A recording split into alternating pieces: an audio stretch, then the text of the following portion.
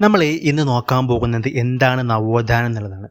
നവോത്ഥാനം എന്ന് പറയുകയാണെങ്കിൽ ഒറ്റ വേർഡ് പറയുകയാണെങ്കിൽ നമ്മൾ ഒരു പുത്തൻ ഉണർവ് എന്നൊക്കെ പറയാം.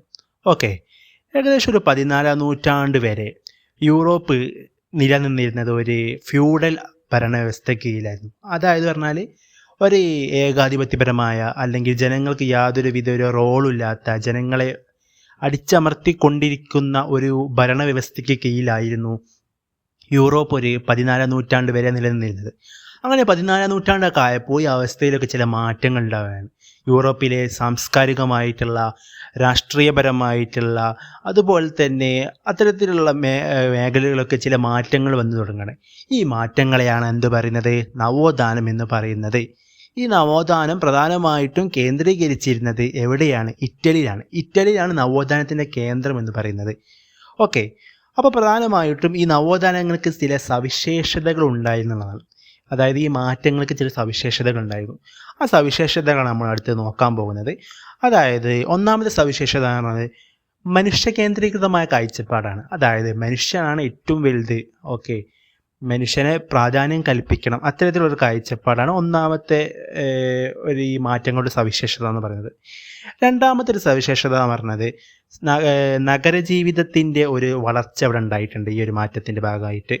അതുപോലെ തന്നെ കച്ചവടത്തിൻ്റെ പുരോഗതി ഉണ്ടായിട്ടുണ്ട്, ദേശരാഷ്ട്രങ്ങളും വളർച്ച ഉണ്ടായിട്ടുണ്ട്. പിന്നെ വ്യക്തി സ്വാതന്ത്ര്യം, അതായത് ഓരോ വ്യക്തികൾ സ്വാതന്ത്ര്യം അനുവദിച്ചു കൊടുക്കണം എന്നുള്ളൊരിത്, അതാണ് ഈ മാറ്റത്തിൻ്റെ മറ്റൊരു സവിശേഷത. അതുപോലെ തന്നെ യുക്തിചിന്ത, അതായത് മനുഷ്യൻ്റെ യുക്തിപരമായ ചിന്തകൾക്ക് ഒരു പ്രാധാന്യം നൽകുക. അതുപോലെ തന്നെ മതേതര മൂല്യങ്ങളുടെ വ്യാപനം, മതേതര മൂല്യങ്ങൾ എന്ന് പറഞ്ഞാൽ മതമല്ലാത്ത ഒരുപാട് മതങ്ങൾ പറയാത്ത ഒരുപാട് മൂല്യങ്ങളുണ്ടല്ലോ, അത്തരത്തിലുള്ള മൂല്യങ്ങളുടെ വ്യാപനം ഉണ്ടായിട്ടുണ്ട്. അതുപോലെ തന്നെ പണാധിഷ്ഠിത സമ്പദ്ഘടന, ഓക്കെ, പണത്തിൻ്റെ ബേസിലായിട്ടുള്ള ഒരു എക്കണോമി, അത് ഈ ഒരു മാറ്റത്തിൻ്റെ സവിശേഷതയാണ്. അതുപോലെ തന്നെ പ്രാദേശിക ഭാഷകൾക്ക് പ്രാധാന്യം ഉണ്ടായിട്ടുണ്ട്. അതുപോലെ തന്നെ കലാശാസ്ത്ര രംഗങ്ങളിലുണ്ടായ മാറ്റങ്ങൾ, ഇത്തരത്തിൽ യൂറോപ്പ് അന്നേ വരെ ഉണ്ടായിരുന്നുള്ള കാര്യങ്ങളിൽ നിന്നൊക്കെ ഒരു മാറ്റങ്ങൾ ഒരു 14-ാം നൂറ്റാണ്ട് മുതൽ യൂറോപ്പിന് സംഭവിച്ചുകൊണ്ടിരിക്കുകയാണ്. ഈ മാറ്റത്തിനാണ് എന്ത് പറയുന്നത്? നവോത്ഥാനം എന്ന് പറയുന്നത്. അതായത് യൂറോപ്പ് ഇത്രയും കാലം ഉണ്ടായിരുന്നിട്ടുള്ള, അതായത് ആ കാലഘട്ടത്തിൽ ഒരു മധ്യകാലഘട്ടം എന്നാണ് പറയുന്നത്. ഒരു 14-ാം നൂറ്റാണ്ട് വരെ ആ സമയത്തൊരു മധ്യകാലഘട്ടം എന്നാണ് പറയുന്നത്.